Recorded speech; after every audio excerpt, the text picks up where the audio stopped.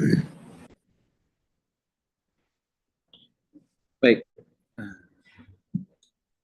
Bismillahirrahmanirrahim. Assalamualaikum warahmatullahi wabarakatuh.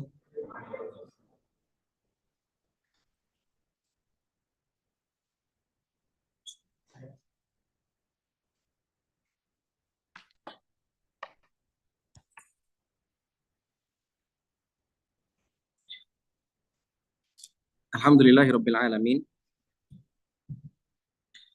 Alhamdulillahirabbil alamin. Alhamdulillahi ala ihsanih wa syukrun lahu ala taufiqihi wa amtinani. Wa asyhadu an la ilaha illallah wahdahu la syarika lahu ta'ziman li sya'nih wa asyhadu anna Muhammadan abduhu wa rasuluhu ad-da'iya ila ridwanih. Allahumma shalli wa sallim wa barik alaihi wa ala alihi wa ashabihi wa ikhwani. Teman-teman sekalian rahimani Allah wa iyyakum. Pertama kita bersyukur kepada Allah Subhanahu wa taala atas segala limpahan nikmat yang Allah berikan kepada kita, dan syukur itu kita lakukan dengan 3 rukun. Yang pertama adalah dengan ucapan hamdalah dari lisan kita, alhamdulillahirabbil alamin. Kemudian yang kedua dengan meyakini bahwa nikmat yang Allah berikan atau nikmat yang kita terima itu datangnya dari Allah Subhanahu wa taala. Kemudian yang ketiga, rukun syukur yang ketiga itu adalah kita berusaha untuk menggunakan nikmat yang Allah berikan kepada kita agar nikmat ini dapat mengantarkan kita taat kepada Allah Subhanahu wa taala, beribadah kepada Allah Subhanahu wa taala. Karena apapun yang Allah berikan kepada kita sejatinya itu harus kita gunakan untuk mengantarkan kita untuk beribadah kepada Allah Subhanahu wa taala. Maka kita punya tubuh yang sehat, kita gunakan untuk beribadah kepada Allah Subhanahu wa taala. Kita punya kendaraan, kita gunakan untuk beribadah kepada Allah Subhanahu wa taala dengan cara mencari nafkah untuk keluarga kita. Kemudian termasuk ibadah kepada Allah juga adalah berbuat baik kepada keluarga. Misal kita antarkan mereka jalan-jalan, entah itu anak istri kita bagi yang sudah punya, kemudian atau orang tua kita, dan ini yang paling utama. Kemudian diantara cara kita untuk bisa menggunakan nikmat yang Allah berikan untuk ibadah kepadanya, semisal kita punya harta yang Allah berikan kepada kita, maka kita gunakan harta itu untuk beribadah kepadanya dengan cara bersedekah. Dan sedekah itu yang paling utama adalah kepada orang terdekat kita. Ya, kepada orang tua kita misalnya, kita belikan orang tua kita apa yang mereka inginkan, apa yang mereka mau. Kita ajak orang tua kita rekreasi. Kemudian juga untuk keluarga kita, untuk anak istri kita. Kita berikan kepada istri kita sebagian dari harta kita. Kemudian kita berikan kepada anak kita sebagian dari harta kita. Kita belikan apa yang mereka inginkan, dan seterusnya. Jadi apapun yang ada pada diri kita itu semuanya adalah nikmat dari Allah Subhanahu wa taala, dan semuanya bisa mengantarkan kita kepada ketaatan kepada Allah Subhanahu wa taala. Kemudian salawat dan salam semoga selalu tercurah kepada Nabi kita Muhammad sallallahu alaihi wasallam, dan kita sebagai umatnya, sebagai umat Nabi Muhammad sallallahu alaihi wasallam itu ada 4 konsekuensinya. Yang pertama, kita harus melaksanakan semua yang beliau wajibkan kepada kita. Karena apa yang beliau wajibkan kepada kita itu termasuk ke dalam perintah yang harus kita lakukan dalam agama Islam ini. Kemudian yang kedua, segala sesuatu yang beliau larang, segala sesuatu yang beliau haramkan itu kita tinggalkan. Ini termasuk konsekuensi kita menjadi umat Nabi Muhammad SAW. Yang ketiga, semua berita, semua kabar, semua cerita yang beliau sampaikan kepada kita itu kita benarkan semuanya. Tidak ada satupun yang kita tolak, tidak ada satupun yang kita ingkari. Semuanya kita benarkan karena apa yang beliau sampaikan itu datang dari Allah Subhanahu wa taala. Beliau adalah perantara antara kita dengan Allah dalam penyampaian ajaran agama ini. Maka apa yang beliau sampaikan itu adalah perkara yang datang dari Allah Subhanahu wa taala. Dan yang keempat, kita beribadah kepada Allah Subhanahu wa taala dengan apa yang telah beliau contohkan. Konsekuensi kita mengakui Nabi Muhammad SAW sebagai Nabi kita sebagai umatnya Nabi Muhammad SAW yang keempat, itu adalah kita beribadah kepada Allah Subhanahu wa Ta'ala dengan contoh dari beliau. Karena beliau SAW bersabda, "Man amila amalan laisa alaihi amruna fahuwa raddun." Siapa yang melakukan suatu amal ibadah tidak ada contohnya dari kami, fahuwa raddun, maka amal ibadah itu akan tertolak. Dan beliau SAW itu adalah orang yang paling tahu tentang agama ini. Ada yang lebih tahu daripada Nabi Muhammad? Saya rasa nggak ada ya. Beliau adalah yang paling tahu tentang agama ini. Beliau adalah orang yang Allah utus untuk mengajarkan kita agama Islam ini. Maka beliau adalah orang yang paling tahu tentang cara mendekatkan diri kepada Allah, cara beribadah kepada Allah Subhanahu wa Ta'ala. Beliau yang paling tahu. Maka ketika beliau adalah orang yang Allah pilih untuk mengajarkan agama ini kepada kita, tidak ada orang yang lebih tahu tentang agama ini kecuali beliau Shallallahu Alaihi Wasallam. Maka kita wajib ketika beribadah kepada Allah Subhanahu wa Ta'ala mencukupkan dengan apa yang telah beliau contohkan. Baik, teman-teman sekalian rahimani Allah wa iyyakum, insyaallah pada kesempatan pagi hari ini kita akan sedikit berbicara tentang takdir. Saya katakan sedikit karena pembicaraan takdir itu luas. Pembicaraan takdir itu luas dan sangat banyak pembahasannya. Nanti teman-teman bisa merujuk kepada buku-buku yang membicarakan masalah takdir, diantaranya buku-buku akidah. Dan pembicara masalah takdir ini kita sarikan atau kita ambilkan dari sabda Nabi Muhammad SAW dari Ibnu Mas'ud dalam riwayat Muslim, dan ini dicantumkan oleh Imam An-Nawawi rahimahullah taala di dalam kitabnya Al-Arba'in An-Nawawiyah atau Hadis Arba'in Nawawi yang nomor 4. Ada yang hafal? Saya kasih hadiah kalau ada yang hafal. Oke, kita baca. Nanti siapa tahu, oh saya hafal nih pas dengar hadisnya. Ada hadiahnya. Baik. An Abdurrahman ibni Abdullah ibni Mas'ud radhiyallahu taala anhu, dari Abu Abdullah Abdurrahman bin dari Abu Abdurrahman Abdullah bin Mas'ud radhiyallahu taala anhu qala, Abdullah bin Mas'ud mengatakan, haddatsana Rasulullah sallallahu alaihi wasallam. Rasulullah SAW itu menceritakan kepada kami atau memberi kabar kepada kami, wa huwa shadiqul masduqu, dan beliau itu adalah as-shadiq, yaitu orang yang jujur perkataannya. Kemudian al-masduq, yaitu orang yang dibenarkan perkataannya. Karena apapun yang beliau sampaikan, sebagaimana kita katakan di awal tadi, itu datang dari wahyu dari Allah Subhanahu wa taala, maka beliau itu masduq. Beliau adalah orang yang dibenarkan perkataannya. Beliau bersabda, inna ahadakum yujma'u khalquhu fi batni ummihi arba'ina yawman nutfah. Sungguhnya seorang manusia atau salah seorang di antara kalian itu dikumpulkan atau proses penciptaannya di dalam perut ibunya itu selama 40 hari sebagai nutfah. Nutfah itu biasanya diartikan setetes mani, nutfah. Kemudian ini terjadi selama 40 hari pertama. Summa yakunu alaqatan mithla dzalika. Kemudian selama 40 hari yang kedua, berarti berapa? 80. Ya, itu menjadi alaqah. Alaqah itu setetes darah.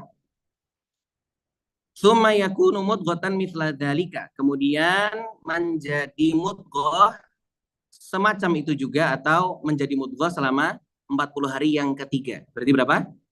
120. Atau berapa bulan? 4 bulan rasa. Ya, selama 4 bulan penciptaannya sampai menjadi mudghah, yaitu menjadi segumpal daging. Apa yang terjadi setelah mudghah? Di sini Rasulullah katakan, summa yursalu ilaihil malaku. Kemudian diutuslah kepada janin tadi itu diutus malaikat kepada janin itu, fayanfakhu fihi ruha. Maka malaikat itu meniupkan ruh kepada janin tersebut. Berarti janin itu dapat ruh setelah berapa bulan? 4 bulan. Setelah 4 bulan janin baru ditiupkan ruh. Baru ada ruhnya setelah 4 bulan. Ya, kemudian Wa yu'maru bi arba'i kalimatin. Kemudian malaikat yang diutus untuk meniupkan ruh itu juga diperintahkan oleh Allah untuk mencatatkan 4 hal.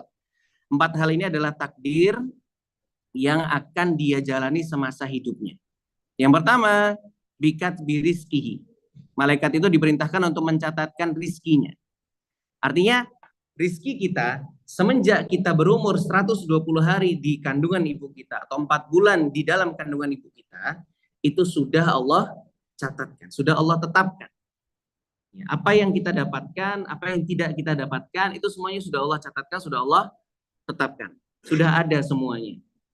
Maka ini membuat hati kita tenang dalam mencari rizki. Karena rizki kita sudah ada. Dan rizki seorang itu tidak akan habis jatahnya kecuali dia sudah meninggal. Selama masih hidup, itu rizkinya pasti ada. Maka yang perlu kita lakukan adalah mencari sebab supaya rizki itu datang kepada kita. Karena segala sesuatu yang ada di alam semesta ini, di dunia ini, itu akan terjadi kalau ada sebabnya. Maka kalau ada orang bilang, ya udah kalau rizkinya udah tetap, berarti ya saya nggak perlu ngapa-ngapain. Saya duduk aja di sini, nanti datang sendiri. Ya nggak bisa. Tetap dalam agama Islam, walaupun sudah ditetapkan, kita harus mencari sebab supaya itu datang kepada kita. Itu yang perlu kita lakukan, nanti akan kita bahas lagi. Kemudian yang selanjutnya, wa ajalihi. Yang kedua yang dicatatkan atau yang ditetapkan adalah ajalnya. Yaitu kapan dia akan meninggal, bagaimana dia akan meninggal, apakah husnul khatimah atau su'ul khatimah, kemudian di bumi mana dia akan meninggal. Itu sudah Allah catatkan. Kapan umur kita habis, kapan rezeki kita habis, itu sudah Allah tetapkan semenjak kita 4 bulan dalam kandungan ibu kita. Kemudian wa amalihi, amal perbuatan dia selama dia hidup, apa saja yang akan dia lakukan selama hidupnya, itu juga sudah Allah catatkan. Ini menunjukkan kesempurnaan ilmu Allah Subhanahu wa taala yang mengetahui baik yang terjadi di masa lalu, yang terjadi sekarang, dan yang akan terjadi di masa depan. Itu semuanya Allah sudah tahu. Wasyakiyun au sa'idun, ini yang keempat, yaitu dia termasuk orang yang syakiyun, orang yang sengsara, atau sa'idun, atau termasuk orang yang bahagia. Ya, jadi yang keempat adalah Allah sudah tetapkan dia itu syakiyun, sengsara, artinya dia masuk neraka, au sa'idun, atau masuk surga. Bahagia atau masuk surga, itu semua sudah Allah tetapkan. Allah sudah tahu kita nanti setelah meninggal itu masuk mana? Masuk surga atau masuk neraka. Nah, terus ngapain kita beramal? Kan sudah ditetapkan, Allah sudah tahu. Nah, jawabannya, kita tahu nggak kita masuk mana? Kita nggak tahu kita masuk mana. Kita masuk surga atau masuk neraka, kita nggak tahu. Maka ini membuat hati kita tidak tenang. Oleh karena itu, karena ketidaktahuan kita berusaha untuk mencocoki supaya Allah masukkan kita ke dalam surganya Allah Subhanahu wa taala. Karena kita nggak tahu kita masuk mana. Beda halnya kalau kita udah tahu, catatannya udah pernah kita baca, udah pernah kita lihat. Oh, saya masuk surga nih.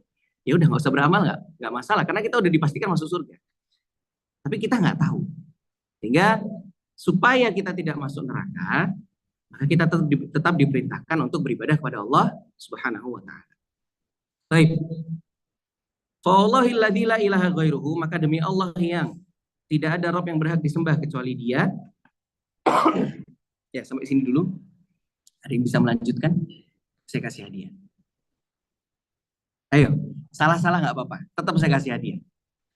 Saya hafal tapi sedikit ada yang lupa-lupa gitu. Monggo. Atau apa yang akan dibahas setelah ini artinya aja mungkin. Ada yang tahu? Ayo kita lanjutkan ya. Nanti aja hadiahnya kalau gitu. Fawallahilladzi la ilaha ghairuhu, maka demi Allah yang tidak ada Rabb yang berhak disembah kecuali Dia. Inna ahadakum la ya'malu bi amali ahlil jannati. Sungguhnya salah seorang di antara kalian itu ada yang semasa hidupnya dia melakukan amalan ahlu surga. Artinya semasa hidupnya 70 tahun dia hidup, dia melakukan ibadah-ibadah kepada Allah Subhanahu wa taala. Kemudian hatta mayakunu bainahu wa bainaha illa dhira', sampai-sampai antara dia dengan surga ya itu hanya tinggal sedikit saja. Artinya sampai-sampai orang tuh ngelihat, oh ini saking banyaknya amal yang dia lakukan, orang lihat orang ini kayaknya masuk surga nih. Karena amal terus yang dia lakukan, manfaat terus yang dia lakukan. Namun kata Nabi Muhammad SAW, fayasbiqu alaihil kitabu. Namun catatan takdir mendahuluinya, fayamalu bi amali ahli nari fayadkhuluha. Maka dia pun akhirnya beramalan. Di akhir hidupnya, dia melakukan amalan ahlu neraka atau amalan penghuni neraka, dia bermaksiat di akhir hidupnya, fayadkhuluha, maka dia masuk ke dalam neraka. Jadi orang yang semasa hidupnya melakukan amal soleh, namun di akhir hayatnya dia melakukan kemaksiatan kepada Allah Subhanahu wa taala, maka itu bisa jadi sebab dia akan dimasukkan ke dalam nerakanya Allah Subhanahu wa taala. Ini terjadi pada orang-orang yang mendapatkan su'ul khatimah karena semasa hidupnya bisa jadi satu, dia beramal untuk dapat pujian dari manusia. Dia beramal supaya dipanggil orang soleh, supaya dipanggil orang alim dan seterusnya.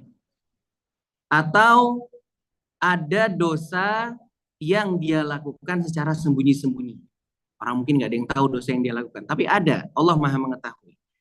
Ada dosa yang dia lakukan secara sembunyi-sembunyi dan dia tidak bertaubat dari dosa itu, maka yang seperti ini dikhawatirkan akhir hayatnya bisa melakukan kemaksiatan sehingga mendapatkan su'ul khatimah. Dibuka sama Allah di akhir hayatnya. Maka ini peringatan bagi kita, jangan sampai kita melakukan kebiasaan menyembunyikan dosa. Walaupun tidak ada yang melihat, kita tetap meyakini bahwasannya Allah mengawasi kita. Kemudian kondisi yang kedua, wa inna ahadakum la ya'malu bi amali ahli nari. Ada di antara kalian orang yang semasa hidupnya itu melakukan kemaksiatan. Hatta mayakunu bainahu wa bainaha illa dira'un. Sampai-sampai antara dia dengan neraka itu sudah sangat dekat. Artinya sampai-sampai orang tuh ngelihat orang ini hidupnya penuh maksiat, sehingga orang ini melihat orang lain melihat dia, wah kayaknya orang ini bakal masuk neraka karena nggak ada amal yang dia lakukan. Kemudian fayasbiqu alaihil kitabu, maka catatan takdir mendahuluinya, fayamalu bi amali ahlil jannati, kemudian dia di akhir hidupnya mendapatkan husnul khatimah dengan melakukan amal soleh, bertaubat kepada Allah Subhanahu wa taala, fayadkhuluha, dan dia masuk ke dalam surganya Allah Subhanahu wa taala. Ini kebalikan yang pertama. Kalau yang kedua ini, dia melakukan kemaksiatan semasa hidupnya, namun di akhir hayatnya dia tutup dengan, atau Allah tutup dia dengan amal soleh, dia bertaubat kembali kepada Allah Subhanahu wa taala. Maka dari yang seperti ini ya, bisa jadi orang itu punya amalan yang orang lain nggak ada yang tahu. Entah itu dia berbakti kepada kedua orang tuanya, dia berbuat baik kepada anak istrinya, dia senang bersedekah kepada kepada orang-orang yang membutuhkan, dan orang lain nggak ada yang tahu. Cuman dia aja yang tahu. Ketika dia punya uang, dia sedekahkan, dia berbuat baik kepada orang lain. Dan dia ikhlas dalam melakukan itu, maka bisa jadi di akhir hayatnya Allah tutup dia dengan husnul khatimah. Allah arahkan dia untuk bertaubat kepada Allah Subhanahu wa taala. Tapi ini tidak menjadi pembenaran untuk maksiat yang dilakukan orang-orang. Bukan berarti ini menjadikan kita berpikir bahwa ya sudah, saya sekarang melakukan hal-hal yang tidak benar saja, yang penting saya tetap berbuat baik, tetap ini dan itu. Enggak, ini enggak jadi pembenaran. Ya, ini tidak jadi pembenaran. Kita tetap berusaha untuk meninggalkan apa yang Allah haramkan kepada kita. Ini bukan menjadi pembenaran untuk bisa membenarkan maksiat yang dilakukan oleh seseorang. Baik, dari potongan yang terakhir ini bisa kita dapatkan bahwa amal seseorang itu tergantung pada akhirnya. Amalan seseorang itu tergantung pada akhirnya. Tergantung apakah dia nanti mendapatkan husnul khotimah atau dia mendapatkan su'ul khotimah. Sekarang kita bisa melihat orang itu berbuat kebaikan, berbuat kemaksiatan. Tapi kita nggak bisa menetapkan dia itu masuk surga atau masuk neraka. Dan kita tidak boleh menetapkan orang lain, termasuk diri kita sendiri juga, dia masuk surga atau dia masuk neraka. Itu tidak boleh kita lakukan. Kecuali pada hal-hal yang sudah jelas ada dalilnya. Seperti para nabi itu masuk ke dalam surga, sudah ada dalilnya. Sudah ada keterangan dari Al-Quran dan sunnah kalau para nabi masuk surga. Itu boleh kita tetapkan. Sahabat yang 10 yang disebutkan Rasulullah masuk surga, itu juga boleh kita tetapkan. Tapi selain orang-orang yang ditetapkan oleh Allah dan Rasulullah masuk surga, maka kita tidak boleh menetapkan dia masuk surga atau masuk neraka. Begitu juga kita tidak boleh menetapkan orang masuk neraka kecuali ada dalilnya. Misal Abu Lahab, diceritakan dia masuk neraka. Kita tetapkan dia masuk neraka. Fir'aun, dia masuk neraka. Maka kita tetapkan juga dia masuk neraka. Adapun selain orang-orang yang ditetapkan Allah dan Rasulnya, maka seburuk apapun orang itu, ketika dia meninggal, kita tidak boleh tetapkan dia masuk surga atau masuk neraka. Kita hanya bisa menghukumi zahirnya saja. Ya. Kita hanya bisa mengatakan secara umum, orang yang berbuat kebaikan akan masuk surga, orang yang berbuat keburukan masuk neraka. Tapi menetapkan tunjuk hidung kepada orangnya, itu tidak bisa dan tidak boleh. Ya, dan juga dari sini kita bisa dapatkan faedah bahwa kita hanya bisa melihat orang dari zahirnya saja. Zahirnya orang itu baik, kita katakan dia baik. Zahirnya orang itu buruk, ya kita katakan seperlunya. Ya kan? Tapi kita tidak bisa menilai apa yang ada dalam hatinya. Kita nggak boleh menilai dia berbuat baik karena dia riya. Boleh nggak gitu? Nggak boleh. Kita nggak tahu hati dia. Dia berbuat keburukan, tapi dia punya kebaikan lain. Kita tahu, kita nggak tahu. Kita cuma bisa menilai apa yang ada di zahir saja. Baik, ini masalah hadis yang akan kita sarikan dan masuk ke dalam pembahasan takdir. Judul kita tadi takdir dan ikhtiar, bagaimana kita menyikapinya. Sehingga pada kesempatan ini kita akan membahas sedikit tentang takdir. Nanti ada 2 poin yang saya bahas. Yang pertama buah kita mengimani takdir, dan yang kedua sedikit konsep takdir dalam Islam. Oke, hadis tadi ada 3 pembahasan. Apa saja? Hadis yang kita bacakan sebelumnya ada 3 pembahasan. Apa saja? Angkat tangan, ada yang bisa? Ya, nanti kita tanya lagi. Baik, yang pertama kita bahas dulu buah mengimani takdir. Takdir itu adalah salah satu dari 6 rukun Islam yang wajib untuk diimani. Jadi rukun Islam itu ada 6 dan semuanya harus diimani. Tidak boleh ada yang lepas salah satunya. Artinya 6-6-nya, beriman kepada Allah dan seterusnya sampai beriman kepada takdir, itu semuanya harus diimani. Tidak boleh kita katakan orang itu beriman, atau tidak boleh kita mengatakan kita beriman kalau kita tidak mengimani malaikat. Saya nggak percaya ada malaikat. Ini tidak dikatakan beriman. Walaupun 5 yang lainnya dia imani, tapi kalau ada satu yang tidak dia imani, belum dikatakan beriman. Maka rukun iman itu 6-6-nya harus diimani. Yang terakhir, yang rukun iman yang ke-6 itu adalah iman kepada takdir. Dan ini sesuai dengan sabda Nabi Muhammad SAW dalam salah satu hadis riwayat Muslim yang dikenal dengan hadis Jibril. Qala malaikat Jibril bertanya kepada Nabi Muhammad, akhbarani anil imani, beritahu kepadaku tentang iman.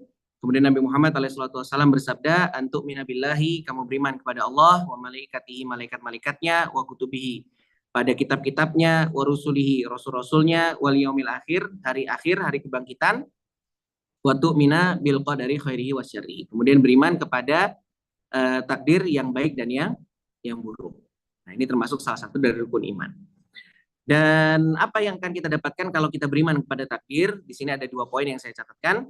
Yang pertama, iman kepada takdir itu membuat hati kita menjadi lebih tenang. Ya, iman kepada takdir itu membuat hati kita menjadi tenang. Dalam riwayat Tirmidzi, Nabi Muhammad SAW bersabda, wa'lam annal ummata lawi jitama'at ala an yanfa'uka bi syai'in. Ketahuilah, kata Nabi, apabila ada sekelompok manusia yang berkumpul untuk memberikanmu manfaat, untuk memberikanmu kebaikan, lam yanfa'uka illa bi syai'in qad katabahu Allahu laka. Orang-orang yang berkumpul ini tadi tidak akan bisa memberikan manfaat kepadamu kecuali sekadar apa yang telah Allah tetapkan untukmu. Ya, jadi ada orang kumpul banyak mau kasih kita manfaat, tahap apapun itu manfaatnya. Kita hanya bisa menerima manfaat dari mereka sekadar apa yang telah Allah tetapkan untuk kita. Kemudian, wa in ijtama'u ala an yadurruka bi syai'in. Kalau ada orang atau kalau orang-orang berkumpul untuk memberikanmu mudarat, untuk mencelakakanmu, untuk membahayakanmu dengan suatu bahaya, lam yadurruka illa bisyai'in qad katabahu Allahu alaika. Orang-orang yang banyak tadi itu tidak akan bisa mencelakakanmu, tidak akan bisa membahayakanmu illa bisyai'in qad katabahu Allahu laka, kecuali pada apa yang telah Allah catatkan untukmu, apa yang telah Allah tetapkan untukmu. Rufi'atil aqlamu, pena-pena pencatatan takdir itu sudah diangkat, wajafatis suhufi, dan tintanya sudah kering. Jadi maksudnya kita hanya akan mendapatkan apa yang Allah tetapkan untuk kita, dan kita hanya akan mendapatkan bahaya pada apa yang telah Allah tetapkan untuk kita.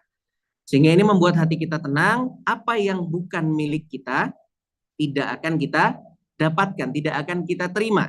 Dan apa yang merupakan milik kita itu pasti akan kita terima.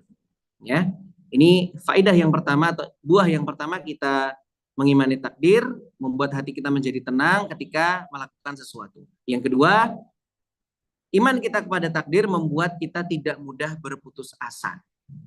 Ketika terjadi sesuatu, ketika mendapati kegagalan, ketika mendapati sesuatu yang tidak sesuai dengan rencana kita, iman kita kepada takdir ini membuat kita tidak mudah untuk berputus asa. Karena kita meyakini dengan iman kita kepada takdir, semua apapun yang terjadi di muka bumi ini, termasuk apapun yang terjadi pada kita, itu pasti sudah Allah tetapkan, sudah Allah catatkan. Dan kita meyakini bahwasannya semua hal yang Allah catatkan, walaupun dalam pandangan kita itu buruk, itu tetap adalah hal yang baik untuk kita. Ketika kita gagal dalam suatu usaha yang kita lakukan, maka di sini Nabi Muhammad SAW bersabda, wa in asabaka syai'un, kalau terjadi padamu sesuatu, terjadi musibah, kegagalan, tidak berhasil atau yang lainnya, fala taqul, maka janganlah kamu katakan lau anni fa'altu kana kadza wa kadza. Janganlah kamu berandai-andai. Coba aja kemarin saya tidak melakukan ini. Coba kemarin saya tidak seperti ini. Ini tidak boleh kita lakukan. Walakin, akan tetapi kata Nabi Muhammad, qul, katakanlah, qaddarallahu wa ma syaa fa'ala. Qaddarallahu wa ma syaa fa'ala. Ini semua sudah takdirnya Allah, dan Allah melakukan apapun yang Dia kehendaki. Sehingga ketidakberhasilan, kegagalan kita itu semuanya sudah jadi takdir Allah Subhanahu wa taala. Dan kita yakin bahwasannya ketika Allah menghalangi kita dari suatu hal, hal itu pasti buruk bagi kita, tidak baik bagi kita. Allah taala berfirman, wa asa an takrahu syai'an. Mungkin saja kamu membenci sesuatu, wa huwa khairun lakum, akan tetapi hal itu baik untukmu. Wa asa an tuhibbu syai'an. Mungkin saja kamu mencintai sesuatu atau menyukai sesuatu, wa huwa syarrun lakum, akan tetapi hal itu buruk bagimu. Wallahu ya'lamu wa antum la ta'lamun. Allah itu yang mengetahui, kamu itu nggak tahu. Jadi ketika kita mendapati hal seperti itu, kita tidak mudah putus asa, kita serahkan kepada Allah apa yang sudah kita usahakan, walaupun tidak sesuai rencana, inilah yang terbaik yang Allah berikan untuk kita. Dan pasti ada hikmahnya walaupun kita tidak tahu hikmahnya. Itu tadi dua poin tentang buah kita beriman kepada takdir. Sekarang kita akan masuk ke dalam konsep takdir dalam Islam. Ini ada beberapa poin yang saya catatkan sebentar.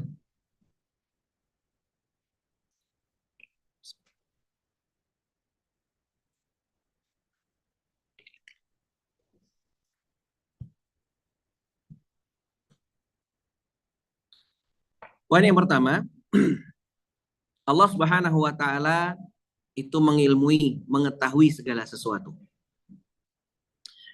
Jadi Allah itu mengetahui apapun yang kita lakukan, bahkan sebelum kita melakukannya.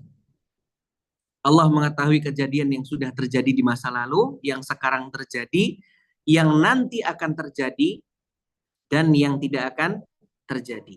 Juga Allah tahu bagaimana kalau itu terjadi. Semuanya Allah tahu. Ya, semua itu sudah Allah ketahui.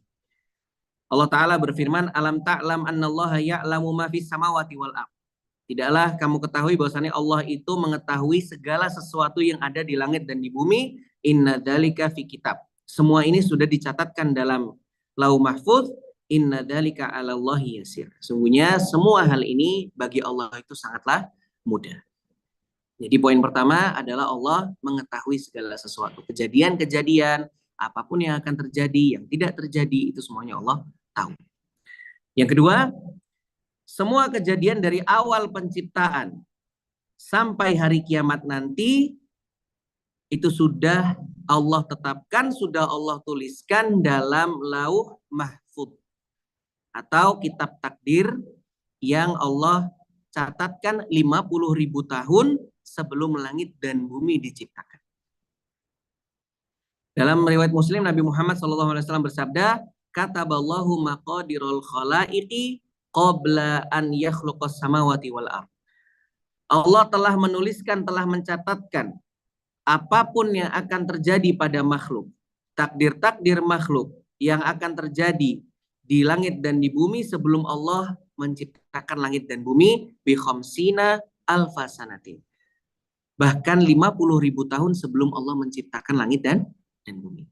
Jadi kita kajian hari ini, kita ngaji hari ini, itu sudah dicatat sama Allah di lauh mahfud. Udah ada ilmunya di Allah, sudah ada catatannya. Ya. Kemudian dalam riwayat Tirmidzi, Nabi Muhammad SAW bersabda, Inna awwala ma khalaqallahu al-qalam. Hal pertama yang Allah ciptakan, itu setelah arsy, angin, dan air, adalah kolam, adalah pena. Faqala, kemudian Allah perintahkan pada pena itu, uktub, tulislah. Faqala, kemudian pena itu menanyakan pada Allah, ma aktubu, apa yang aku tulis ya Allah? Qala, Allah katakan, uktub al-qadara makana wa ma huwa kainun ilal abad. Tulislah segala sesuatu, semua takdir dan berbagai kejadiannya yang akan terjadi selamanya sampai nanti. Itu sudah Allah tuliskan semuanya.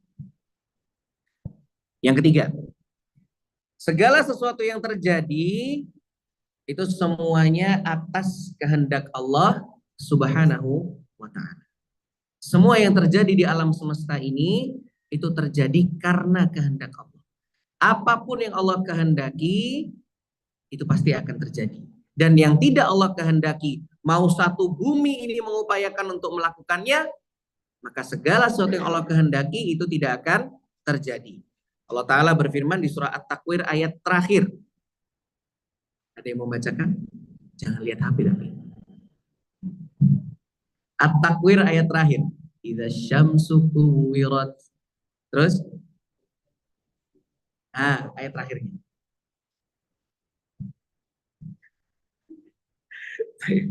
Wa ma tasya'una illa ayyasha Allahu Rabbul alamin. Dan kamu tidak dapat menghendaki atau kamu tidak bisa menapaki suatu jalan kecuali apa yang Allah kehendaki, apa yang dikehendaki Allah Subhanahu wa ta'ala. Maka segala sesuatu itu berjalan sesuai dengan kehendak Allah. Yang keempat, semua, tadi kita katakan di poin ketiga bahwa Allah berkehendak untuk segala sesuatu. Apa yang Allah kehendaki pasti terjadi, kemudian apa yang tidak Allah kehendaki tidak akan terjadi. Tapi bukan berarti makhluk tidak punya kehendak. Bukan berarti kita manusia itu nggak punya kehendak. Ini perlu kita sampaikan karena ada yang berpikiran bahwa kita tuh seperti boneka yang dikendalikan. Ada yang berpikiran seperti itu dan ini pemikiran yang tidak benar. Kita sendiri itu juga punya kehendak. Tentu segala sesuatu terjadi sesuai kehendak Allah, tapi kita juga punya kehendak, kita juga punya pilihan. Bukan berarti kita tidak punya pilihan apapun. Ya kan? Misal kita dihadapkan pada dua pilihan, yang A atau yang B. Maka kita dengan sadar, dengan kesadaran penuh, kita akan memilih mana yang baik untuk kita. Misalnya kita mau pilih A, ya kita akan menuju kepada A. Kita nggak akan memilih A, kita mau menuju ke sana, kok tiba-tiba badan kita gerak sendiri ke B. Nggak akan seperti itu kan. Maka ini menunjukkan bahwa kita tuh juga punya kehendak. Dan kehendak kita berjalan sesuai dengan kehendak Allah Subhanahu wa ta'ala. Apapun yang kita lakukan itu sesuai dengan kehendaknya Allah Subhanahu wa ta'ala. Allah Ta'ala berfirman, Dzalikal yaumul haq. Ini adalah hari yang pasti terjadi. Faman syaa ittakhadha ila rabbih ma'aba. Itulah hari yang pasti terjadi dan barang siapa yang menghendaki Nah, Allah menetapkan ada kehendaknya manusia. Siapa yang mau menempuh jalan yang benar, pasti dia akan menempuh jalan kembali kepada Tuhannya. Ya. Kemudian yang kelima, segala sesuatu itu sudah ditakdirkan. Namun bukan berarti kita tidak berusaha. Ini ada juga keyakinan yang menyatakan bahwa karena sudah ditakdirkan, karena sudah ditetapkan, ya sudah nggak usah ngapa-ngapain. Saya udah ditetapkan rezeki saya seperti apa, ya saya di rumah aja, tidur-tidur. Jodoh saya sudah ditetapkan, ya sudah saya di rumah aja, nggak usah ikhtiar cari keluar. Itu juga tidak benar. Walaupun segala sesuatu itu sudah ditakdirkan, tapi kita tetap diperintahkan untuk berusaha. Kalau pemikiran itu benar, kalau pemikiran bahwa kita tidak perlu melakukan apa-apa itu benar, untuk apa? Dulu Nabi Muhammad SAW sampai perang untuk menyebarkan agama Islam. Iya nggak? Kenapa nggak? Sudah duduk aja, nanti orang bakal masuk Islam. Tapi nggak begitu kan beliau. Para sahabat juga gitu. Ketika Abu Bakar mendengar bahwa orang-orang nggak mau bayar zakat, Abu Bakar nggak bilang, ya udah biar nanti mereka bakal masuk Islam sendiri kok. Enggak kan? Abu Bakar nggak seperti itu. Abu Bakar langsung keluar untuk perangi orang-orang itu. Ini menunjukkan bahwa usaha itu tetap ada. Usaha itu tetap harus kita lakukan. Sebagaimana kita sampaikan di awal tadi, kita diperintahkan untuk mencari sebab supaya rizki itu datang. Supaya rizki itu kita jemput. Bukan rizki itu yang datang kepada kita. Kita diperintahkan untuk mencari sebab. Ketika sebab itu tidak sesuai dengan hasil yang kita harapkan, tidak sesuai dengan hasil yang kita inginkan, maka di sini baru kita bilang qadarullah wa masya'a fa'ala. Baru di sini kita bilang ini sudah takdirnya Allah setelah berusaha, bukan sebelum berusaha. Oke, kemudian yang selanjutnya, oh yes, masih dalam poin yang kelima, ini juga meniadakan orang yang bermaksiat kemudian beralasan dengan takdir.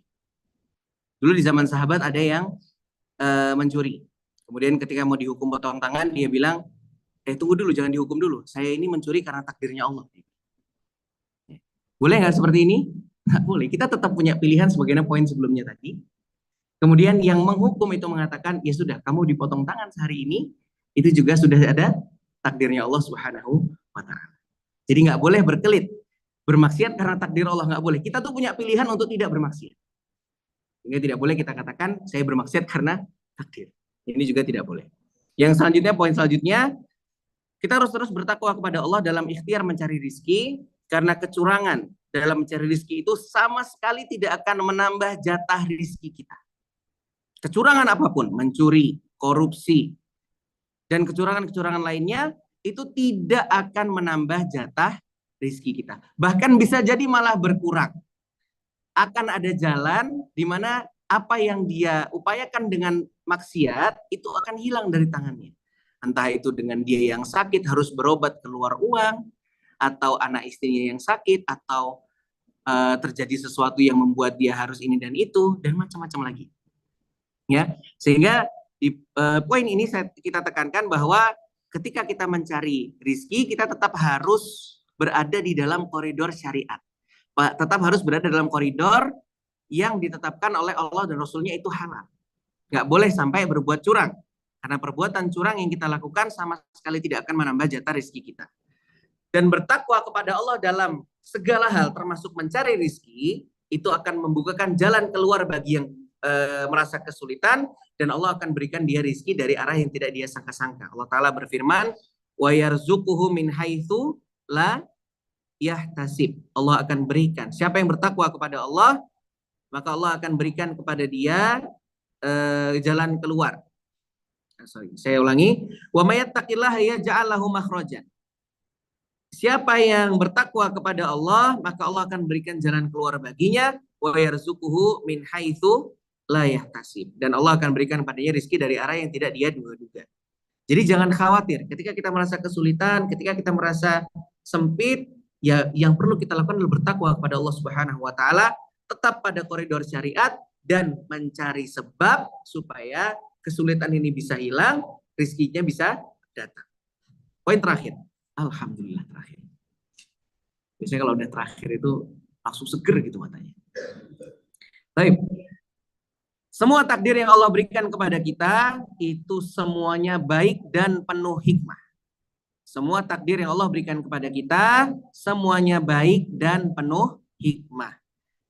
Jadi kata-kata takdir yang buruk itu ada pada perspektif kita sebagai makhluk, sebagai manusia, ya kan? Tapi apapun yang Allah takdirkan untuk hambanya itu pasti baik, karena semua perbuatan Allah adalah perbuatan yang baik, dan semua perbuatan Allah itu pasti ada hikmah di belakangnya, entah kita tahu hikmahnya apa atau kita tidak tahu hikmahnya apa. Kalau boleh kita analogikan, kalau boleh kita misalkan, itu seperti takdir buruk itu seperti orang yang punya penyakit, kemudian salah satu anggota badannya harus diamputasi. Amputasi itu baik ya? Bagi si pasien itu tidak baik karena dia akan kehilangan anggota badannya. Tapi ada hikmah di balik amputasi yang harus dilakukan supaya menjaga bagian tubuh yang lainnya. Sehingga walaupun di dalam perspektif kita melihat ini adalah takdir yang buruk, kita tetap harus yakin bahwa semua yang Allah takdirkan untuk hambanya termasuk kita itu adalah hal yang baik dan penuh hikmah. Mau kita tahu hikmahnya apa atau kita tidak tahu hikmahnya apa, itu pasti ada hikmahnya. Baik, ini yang insya Allah bisa kita sampaikan. Terakhir, sebutkan satu poin buah mengimani takdir. Satu aja, ada hadiahnya. Silakan. Atau poin apapun deh. Poin buah mengimani takdir boleh, poin konsep takdir juga boleh. Ada yang bisa sebutkan? Satu aja. Ada akses nggak ke yang Putri? Siapa tadi yang mau menyebutkan? Ada akses nggak? Atau boleh saya langsung tanya aja? Boleh ya? Yang Putri ada yang mau menyebutkan? Satu poin? Ada? Ya udah. Hadiahnya simpan aja. Baik, kita akhiri sampai di sini. Insya Allah kita lanjutkan lagi di Insya Allah sampai sini. Saya terima kasih kepada pihak TBK yang sudah mengundang kami. Kemudian saya minta maaf kalau selama penuturan ada kesalahan, baik yang saya sengaja maupun tidak sengaja. Semua kelebihan datang dari Allah Subhanahu wa Ta'ala. Saya kembalikan kepada MC. Alhamdulillah sudah selesai bagi teman-teman. Kami yakin sudah dapat semua. Selain kami berat ya untuk makan. Jangan lupa sampahnya dibuang di tempatnya jadi pemerintah. Terima kasih kami dari pihak manajemen. Memang sudah kesalahan kepada